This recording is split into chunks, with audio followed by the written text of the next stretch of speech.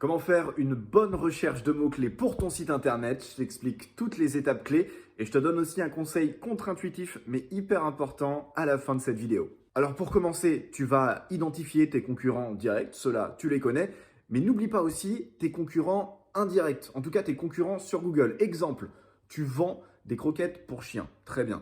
Eh bien, le site qui vend, lui, des laisses pour chiens, c'est pas le même produit qu'il vend, et pourtant, il aborde le sujet, la thématique du chien. Donc, ça va être important de le lister dans ta liste de concurrents SEO parce que tu risques de le retrouver sur Google sur les mêmes mots-clés que toi. Du coup, avec cette liste de concurrents, eh bien, tu rentres tous les sites sur les outils de recherche de mots-clés comme Alloscan, Ahrefs, SEMrush.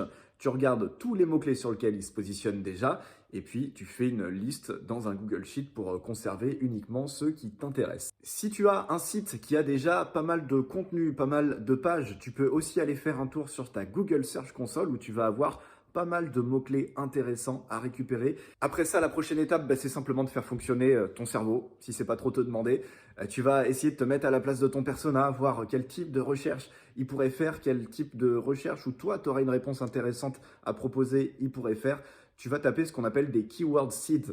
Exemple, tu vends des chaussures vegan, chaussures vegan, ça va être ton keyword seed. Tu vas rentrer chaussures vegan dans les outils et les outils vont te proposer chaussures vegan pour filles, chaussures vegan rouge, chaussures vegan rose.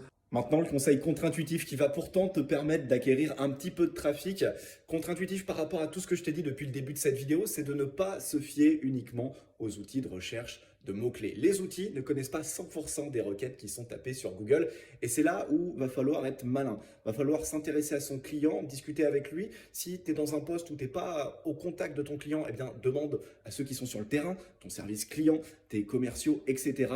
Demande-leur les questions que ton client type pose souvent, les recherches qu'il pourrait faire. Essaye de te mettre à sa place et essaye de voir, même si ça ne ressort pas sur un outil, de se dire c'est quand même important de faire un contenu qui répond à cette problématique, à cette question, parce qu'on sait que nos clients le posent souvent.